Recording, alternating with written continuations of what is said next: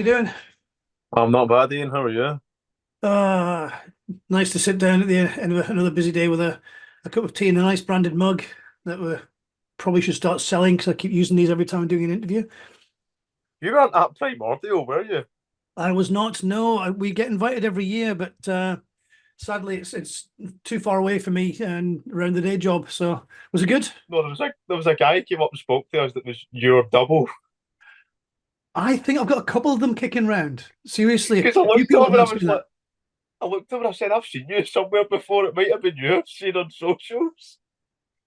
It's possible, and you must be the third or fourth person that's said, "Oh, you at such and such a gig," and it's been somewhere like miles away. Like, come on, it definitely wasn't me. It happens, doesn't it? It happens. Nah. Um, Matt, you spoke to one of our colleagues, Ricky, a couple of months back, I think. I did Uh, indeed. yeah, probably at great length because Ricky's interviews tend to last. They're in depth, shall we put it that way? Yeah, he was very, very nervous for some reason, but he did well. Well, I've got the cheapskate version of Zoom, so we're limited to 40 minutes. I'm not going to take up anywhere near as much of your time tonight. So Yeah, that's fine. As long as you need. smashing.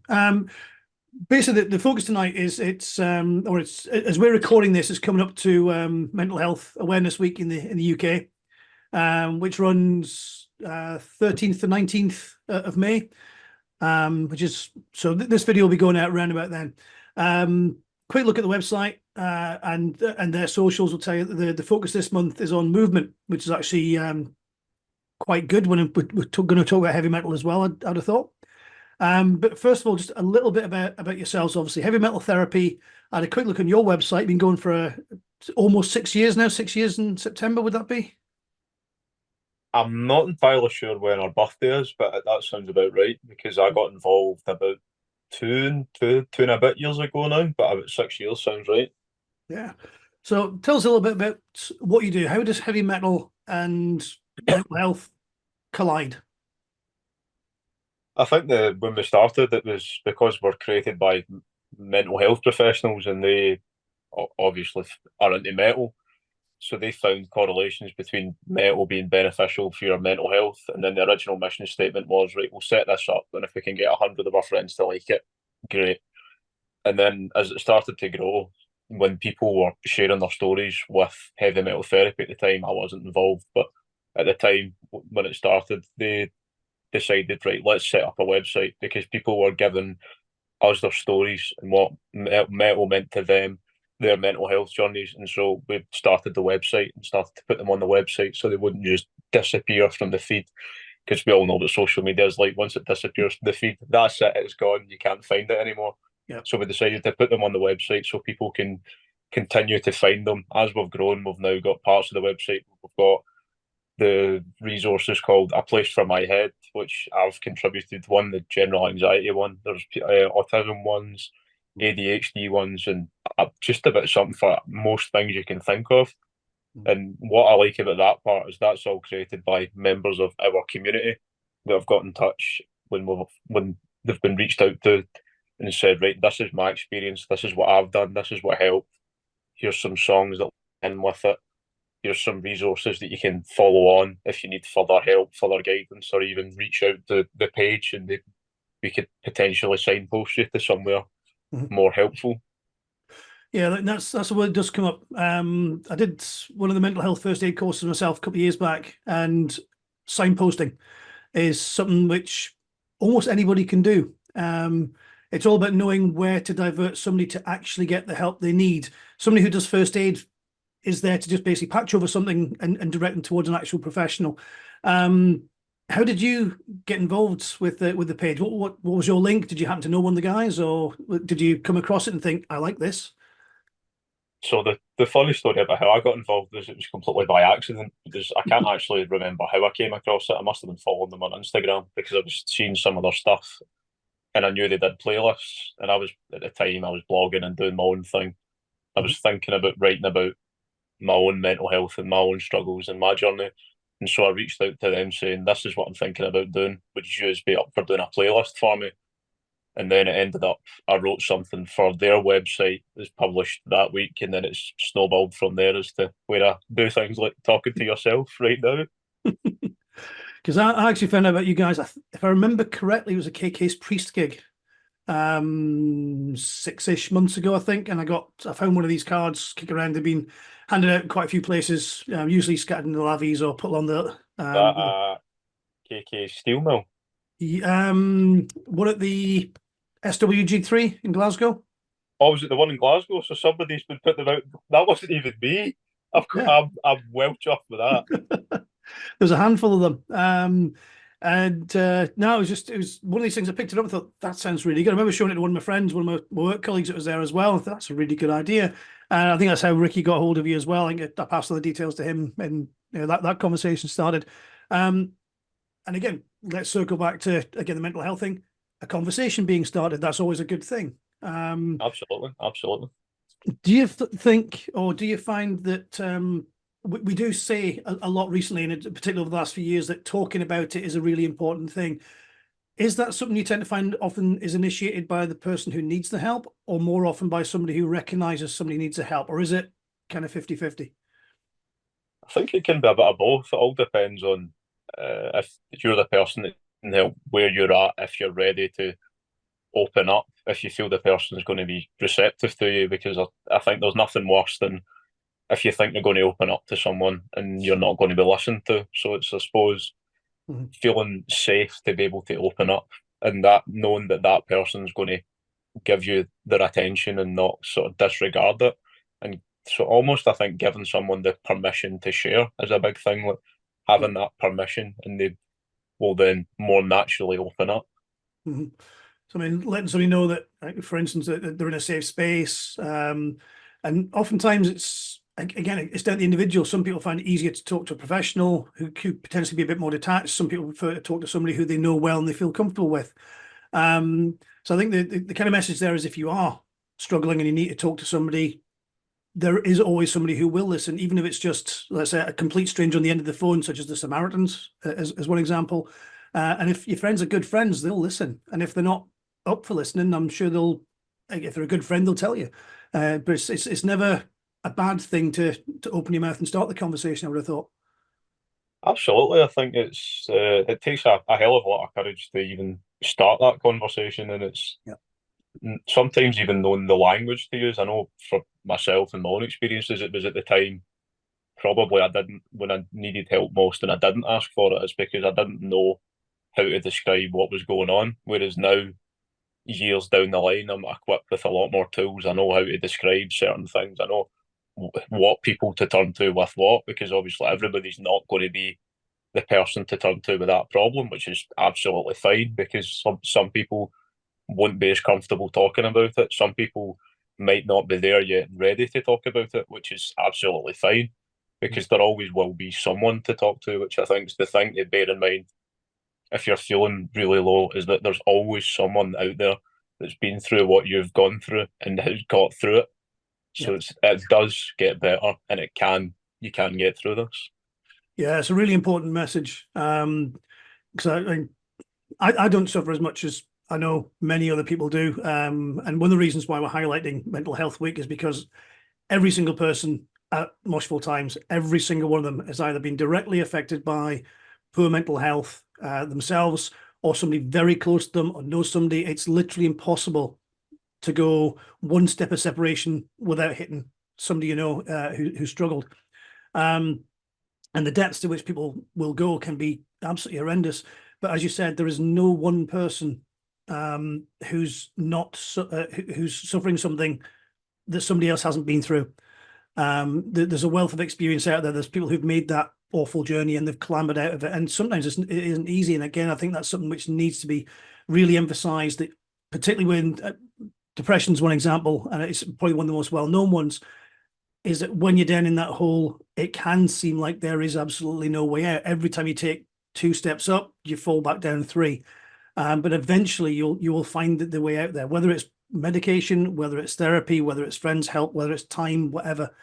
There is always a way out. I think it's, again, an important message which has come up over a few conversations I've had with folks like yourself over the last couple of weeks. But it's a very, very important one. I think, talk to people and start on that journey. And if that journey isn't working for you, talk to somebody else. Maybe a different journey is the one that you need to take. Just coming back around to the heavy metal aspect of it, how can metal help? You did say it's got benefits, as do many other things. So how can being involved in the heavy metal scene or listening to music, how can that help your mental health? I think the thing about metal that I think there's with a lot of genres of music, but with metal in particular, is particularly when it comes to the singer and the lyrics being used, Mhm. is a lot of the lyrics are incredibly honest about their struggles and things like that. So when you're, for instance, at a gig singing along to your favourite song, and they're putting it out there exactly what they've been through, how they've been, and it's letting you relate to them on a personal level, even though you don't know the person and you don't know exactly what they've been through, but you can take those words and relate it to how you've struggled, and it can help to soundtrack getting you through it. Mm. And it's one of those things which sadly we often don't realize until we look back. The obvious one there, look at the Linkin Park lyrics. And Chester was fairly public that he'd had a bad upbringing.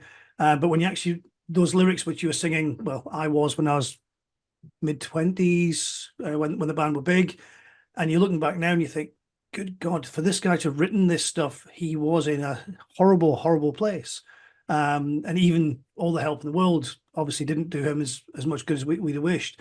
But yeah, it's people opening themselves up and making things that are relatable, the frustration. Sometimes the lyrics are just angry and loud, and they're letting you know that it's all right to be frustrated about things, whether it's politics, whether it's people eating animals, whatever the gender of the person singing is. It's letting people know it's all right to be annoyed and to shout and to get it all out, or to be sad, or to have gone through something. Papa Roach, another band who are very, very good at putting the life stories out. Bowling for Soup, another one. I spoke to Jarrett last week about a few of the songs that they've done over the last 30 years as a band now, which is quite incredible. Moving on to the movement side of things, as I said, the theme of mental health awareness this year, I don't know if you're aware, I'd assume you are, is movement. They always have a theme each year. I think metal kind of lends itself to that. Well, absolutely, because the one thing when you're at a metal gig is the mosh pit. And if you're in the vicinity of the mosh pit, you're standing still, you're going to be quite quickly finding that you're having a lot of movement. You either have to move or move out of the way to let them get on with it. So I think that's the nature of the beast at the metal gig, is movement is a massive part of it, not just for the people at the concert for the most part, but the people you're watching are usually running about the stage, using the space, encouraging the fans to even jump up and down or mosh or Mhm. circle pits or whatever it may be. The medium of movement is a massive part of music. Mm. Even the act of moving to the gig can be a big step for some people as well. If you're feeling lonely or isolated, actually getting up and going into a big building with a bunch of people with the same mindset can just be a watershed moment. So not even getting involved in the concert, but just getting there. Well, absolutely. I know, even in terms of, it was when I started going to concerts, it was my dad took me to a lot of concerts, and I was really nervous to go to anything on my own. And then it came to a point of, if I wanted to go because friends and stuff like that weren't necessarily into the same music as me, or didn't want to travel to different cities to see people, it was a case of, right, I need to either do this on my own or not do it at all. And then it was a case of, right, I'll book one gig and see how I got on. Mhm. Then when I went on my own, I enjoyed it. It didn't bother me that I was on my own. Mhm. Sometimes I suppose the waiting about or queuing, it can be a little bit awkward, but once the band's on stage, nobody's looking at you, nobody's there to care what you're doing. We're all there. We've all paid our money to see the band, and once the band's on, at least I find I just completely relax and really sometimes even enjoy it more on my own. Mm. You get a bit more of a chance to focus without being self-conscious about, am I ignoring the person next to me or something? Absolutely, I think it's even sometimes when you go to the concert with someone, and it's maybe something you like more than them. Mhm. There's always a little bit of you conscious. Are they enjoying this? Are they not enjoying this? So I think it's sometimes even when you're on your own, you get the opportunity to even network and get to talk to people you might not have spoken to otherwise. Mhm. I mean, and from personal experience, it probably wasn't long after lockdown, but there was again, you have your ups and downs, you have your good days and your bad days. And frustratingly, I can't remember which gig it was, but I remember going into a concert. It was at the Academy in Glasgow. And it just been one of those weeks where I couldn't be asked. I just it was too much and I couldn't be bothered. But I had a pass for the gig and I was reviewing it as we do, and you've got that sense of obligation, like I can't be bothered, I can't be bothered. There's a moment I walked into that building and I'm just looking around people in black t-shirts, queuing for the merch, buying a pint, whatever, and I just felt amongst people. It just felt like I've just walked into somewhere where I feel comfortable. I've been sat at home feeling miserable and I've got off my arse, and let's say go back to that movement thing, just get into that gig and you're in with a bunch of people and I literally felt tingly. It was just like, yes, I'm happy. For the next 3 hours, that was me. Happy place. Just watching people and looking at t-shirts and watching them go mental and just seeing things. It was like being at the best show in the world. And like I said, I need to go back through my reviews and try and remember timeline which one it was. But just the act of getting out there. But also talking about motion as well. Exercise is good for the mind. I mean, healthy body, healthy mind. So I mean, banging your head, jumping up and down, screaming and shouting. It's not just being in the moment. It genuinely affects the chemical balance in the body, and it can do good things for you as well. Absolutely. I mean, I'm not qualified to say exactly what it does, but I know sort of even when you get up the next day and sometimes you're a bit achy and a bit sore, you don't think, oh, I wish I hadn't gone to that gig. Because usually, at least for me, I look back and think, yeah, I had a really good time there. Mm. Or when you spend the whole weekend at a festival and it's that trudge back home again, feeling absolutely bone weary and bruised and battered and knackered and hungry, and oh my God, it was brilliant.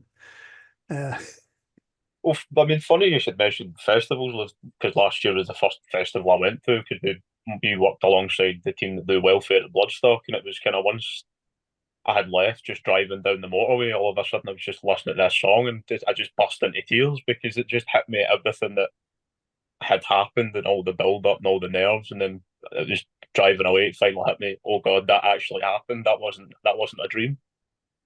yeah, that's right. I was meant to pop in and see you at Bloodstock last year and a couple of other people. We're down there every year, but it's just it's mental. But again, Bloodstock's just one of those places where, and I know we always go on about it because they treat us so well, but it is for our money the best festival out there. And I don't mean any disrespect to the others because there are countless out there. But it's just the right size for us, and the atmosphere is great. And like I said, they've got the welfare tent where everybody's is always welcome. Um, and it is one of those places where, just like that gig, the moment I walk in, it's just like I'm home for 3.5, 4 days. You just feel like everybody's your best mate. I think even when I was there, because I'm more of a go to a gig and then go home at the end of the night kind of guy. So it was challenge of going to a festival and even doing helping out with the welfare, doing something I'd never done before. It was just how welcoming, not just the people on the team were, but the people at the festival it was quite taken aback by how friendly and how welcoming it was because I think it's as you were saying, it's just the right size.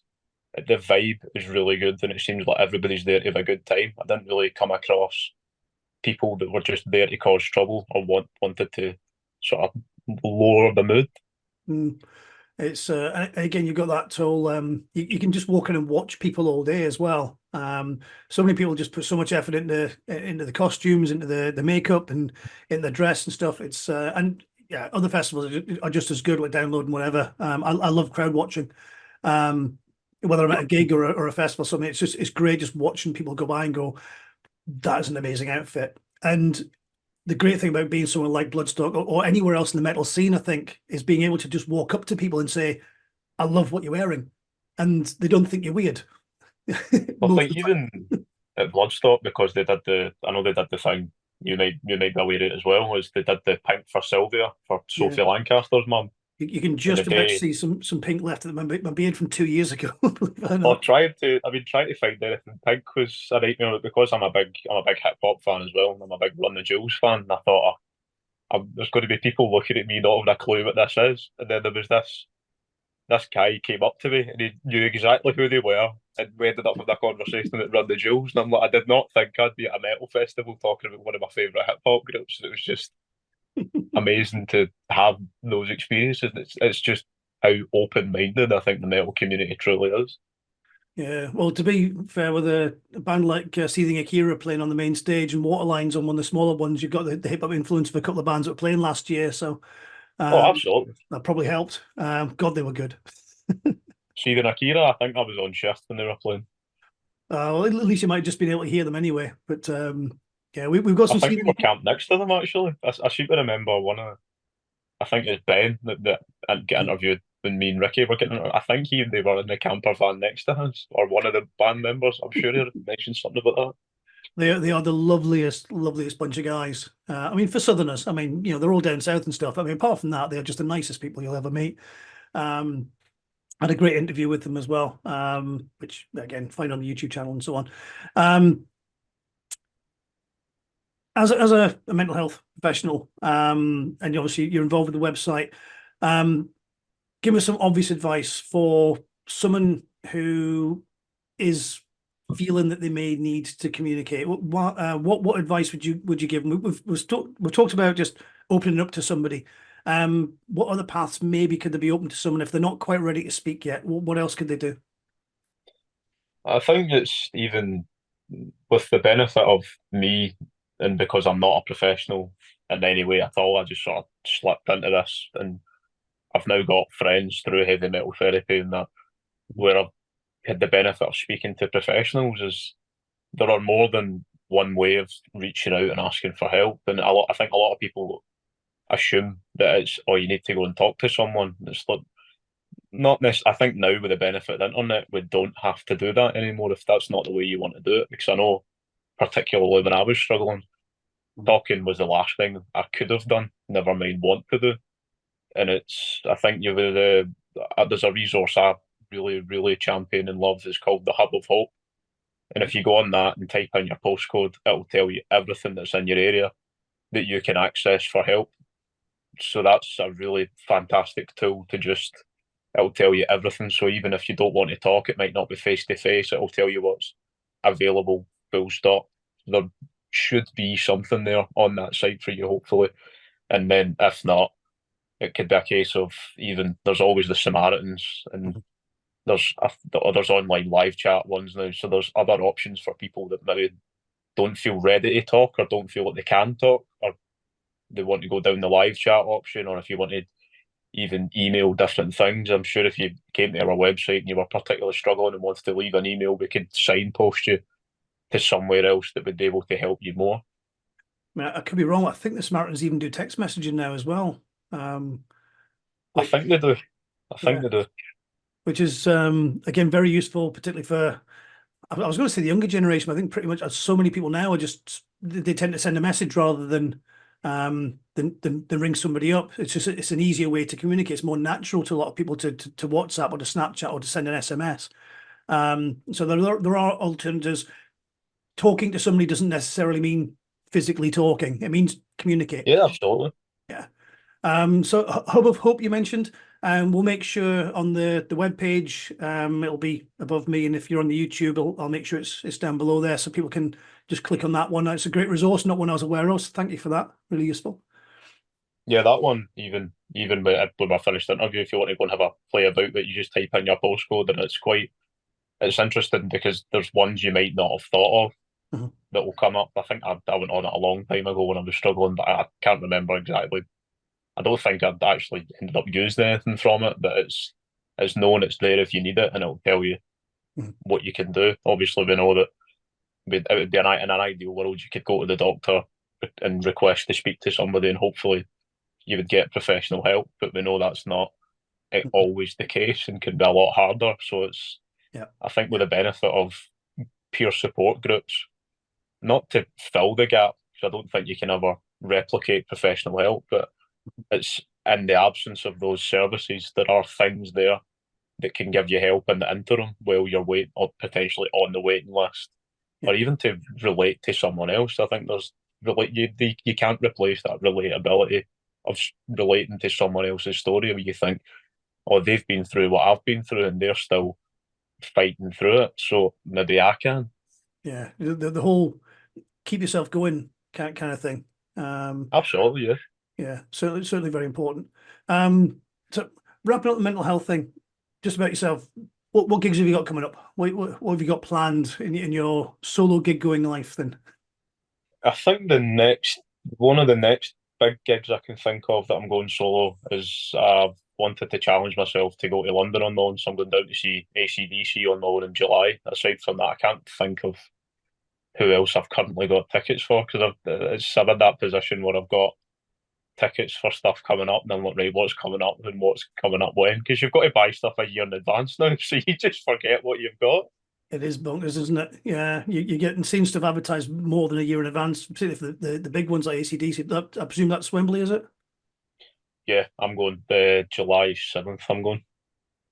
Sounds good. A band I have never seen. I have to admit, wanted to, but stadium gigs just aren't my cup of tea. If there were a festival I was going to, I'd love to see them, but I'm sure they're going to be absolutely fantastic. Who's doing lyrics, vocals for them now? Is it Still the? Brian Johnson, so he's back now. So He's he got is the back, yeah, yeah. so Because he's I back, actually, which excites me a lot because he's.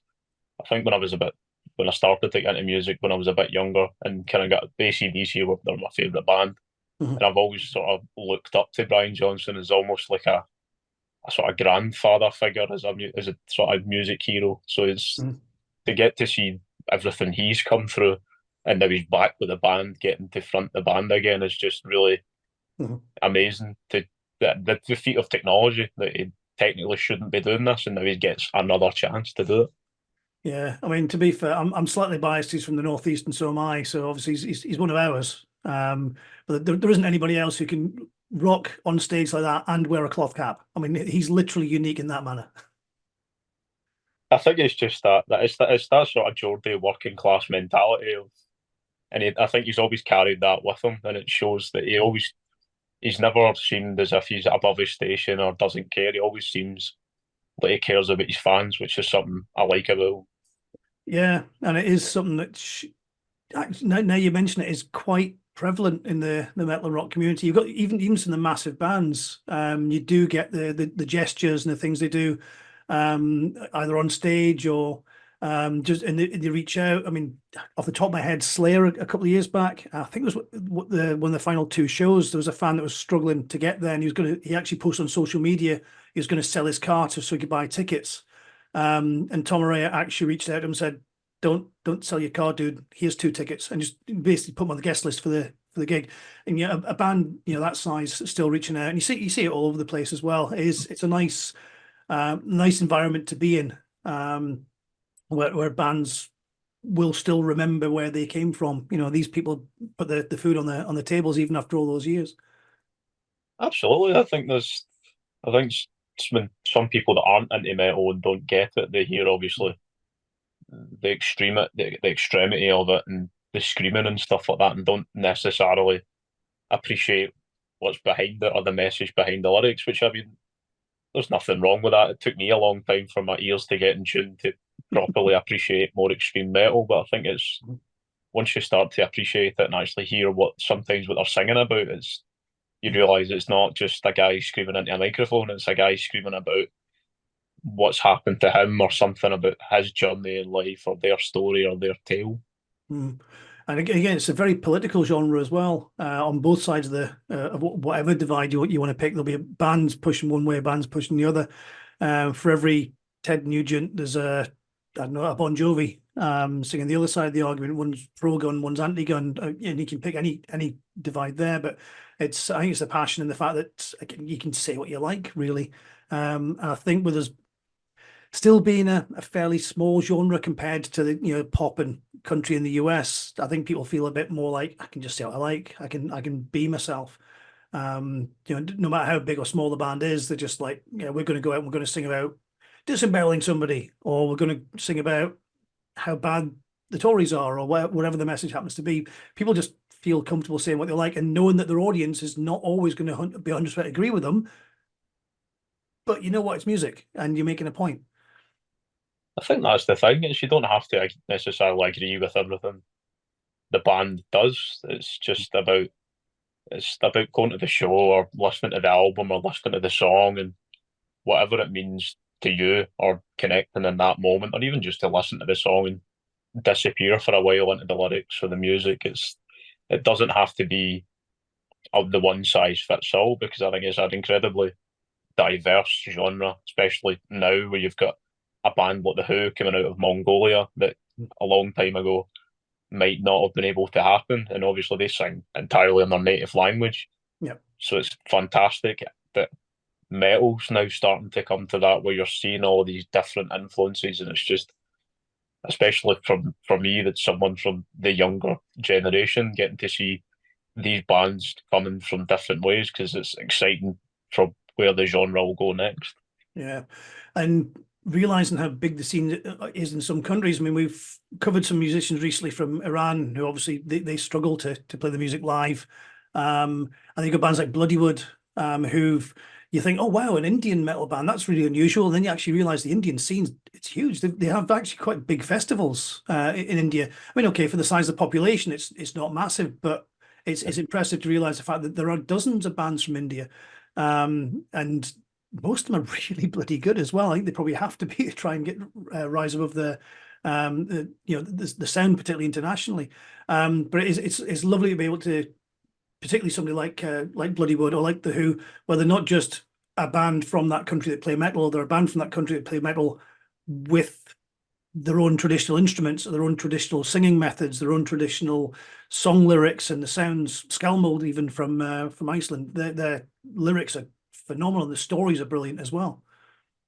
I think that, well, funny you should mention Bloodywood. I've seen them twice last year, Mhm. and it was getting to see they're one of those bands that the energy of their performances was absolutely out of this world. Probably two of the best gigs I've ever been to, and it's, even though they've only got the one album and they opened and closed with the same song, Yeah. it was absolutely incredible the energy that those guys have got on stage, and they're hopefully just going to get better, because for me, they're almost like this generation's Rage Against the Machine, where their Funny enough, I lyrics are. thought just before you said that this generation's, I thought he's going to say Rage Against the Machine, isn't he? I, Yeah, I, I I agree suppose with it's you just. 100%. Yeah, you're right. I suppose it's. I think it's because they're politically charged, and Mhm. it's the anger and the brutality of the lyrics. And I think they come from somewhere like India, Mhm. and I think they're going to completely conquer the world. I can see them blowing up pretty quickly if they keep put out another album like that one, which excites me because they're absolutely amazing, and they're one of those bands that I'll get to say I was at that show before they were big. Yeah, first time I saw them was in London a few years ago, on the way to Wacken for my first trip to Wacken, where they played as well. So the first show I saw them at was about the same size as the Garage show, which I assume was the one where you went in I Glasgow. think I seen them at the garage, and then it was, I can never remember the venue in Edinburgh, because then after the garage, I said to my mate, "Oh, you'll never see them in a room that small again." Mhm. Proved catastrophically wrong. They played a smaller room in Edinburgh, and it was. Well, I don't think you'll ever see them in a room that small again. But they're one of those bands that they could make a 200 filled room feel like an arena of 50,000 people with the energy in there. Absolutely. And they are working currently on album number two, as it happens. We did actually try and get a chance to speak to them for this same feature. But they're currently totally in lockdown. They're not doing any press at all or anything until album number two starts to creep its way out. So with any luck, 6 months or so, we might hear some new stuff from them. Hopefully, it's exciting times ahead to be a fan of Bollywood, definitely. Yeah, no, I think it's probably even more exciting to be them. Absolutely, because I think they're one of the bands that, it's people, I suppose, in this climate where streaming and stuff like that makes it more difficult for a band to have the financial gains. And I think they're one of the bands that seem to be on the ball with the modern music business, Mhm. where I think they make their own merchandise, and their merchandise is of incredibly high quality. Plus, their t-shirts are absolutely amazing. So, Yeah. I think they're one of the bands that I think are going to be trailblazers for the way the music business is going to go. Yeah. Anyway, right. So for those who've not heard Bloodywood before, go and dig them out. I mean, the videos. I don't know if you caught the videos for the first couple of singles they released as well. Again, wonderfully shot, filmed in India with local people who probably had no idea what was going on, but they've got traditional dance, traditional music built in there. They are an absolute joy to watch. It's just like old Indian guys just getting roped into bouncing around and dancing to a very, very heavy piece of music, and it's just it's literally people enjoying themselves, the smiles on their faces. They are such good videos for such angry pieces of music. Well worth the watch. Matt, thank you so much for your time. I'm about to hit my cheapskate limit on Zoom, so we'll wrap things up there. Guys, again, please check out Heavy Metal Therapy. There's the card there. Again, I'll make sure the link is down below. If you've got stories to tell, if you've got anything that you can help them with, or if you feel that they could help you, get in touch with them, heavymetaltherapy.co.uk. And again, I'll put your social links down the bottom there as well, so that everybody can just click straight through on whatever helps. And thanks for the pointers to the Hub of Hope as well. I'll make sure that gets a link too. Yep, thank you so much for interviewing us again, which we appreciate a lot, for helping to spread the word. And if you need anything else, just don't hesitate to get in touch. You know, we're approachable and easy to get in touch with. So Yeah, certainly do. So between me and Ricky, we've taken up about half your life for the last 6 months. absolutely, but I love any excuse to talk about this. So I'll talk to anybody about this. It's one of those things I'm proud to represent it, and I'm proud of what I've got to do as part of it. That's fantastic. Well, next time you see somebody who looks like me at a gig, hopefully it will actually be me, and we can have a bit of a chinwag in person. Definitely. Well, who's your next concert? Nickelback. Do you know I'm not? Do you know what? I'm going to see Nickelback as well. So You just didn't want to admit it. it's not so much for Nickelback; it's their support. The lottery winners I absolutely love, and All right. I found a ticket at face value, and I thought, okay, I like Nickelback, and I've heard they're really good live, and I love the lottery winners, so it's a win-win. And I like Nickelback. I'm not afraid to admit it. Yeah, They get likewise. their hate. Yeah, They no, get their hate, but who cares? I think it's just one of those ones, like, let's hate them because they're rich and famous and they're successful, and I think that kind of sucks. Because you know what? The new album's not as good as their old stuff, but they are good live. They're fun, and that's what you want at a gig. You want to feel entertained, and you know what? You go to a Nickelback gig, you'll be entertained. And I know Exactly. we've now lost most of our listeners, and they've all unsubscribed. And you know what? Screw the lot of you. Music's music. I listen to country music as well. I really don't care. You like what you like. When you listen to hip hop, if you like it, you like it. If it makes you feel good, it makes you feel good. Listen to what you like, and don't listen to anybody else. Absolutely. It's just be yourself and lean into what fills you up. I think music's an incredible individual thing, and Mhm. it's definitely you like what you like, and there's no need to be ashamed of what you like or what fills you with happiness or joy or brings memories back when you're listening to it. Yeah, absolutely. And happiness and joy is what we're trying to aim for everybody with these conversations. So on the theme of movement, folks, crank your stereo up, bounce yourself around the kitchen when you're coming from work and you've had a bad day, bang your head to something, play air drums, do some air guitar. If you close the curtains over, it's not even remotely embarrassing. And I will tell you, I will come in when I've had a bad day at work, I will crank the stereo up and I will do exactly that. And to tell you something, it does work. Just Absolutely. letting loose and doing that. If I can't go to my Krav Maga sessions on a Thursday and beat people up, I will dance around the house and just scream Slayer lyrics and shit. And it works. It helps. It's good venting. Absolutely. And I think it's a healthier way of venting the frustration or the anger. So more power to it. Exactly. Grant, well, we're 1.5 minutes to go before Zoom start charging me money. I will hope, well, maybe, who knows, maybe I'll do the Nickelback gig. Absolutely. Well, I'll get in touch with you then, and we'll see about meeting up. All right. Okay. Cheers, Matt. Thanks very much again for your Right, see you time. soon, man. Take Good care. on If you need anything else, you know where I am. Thank you very much. Speak to you later. Take care. Bye bye. Bye-bye.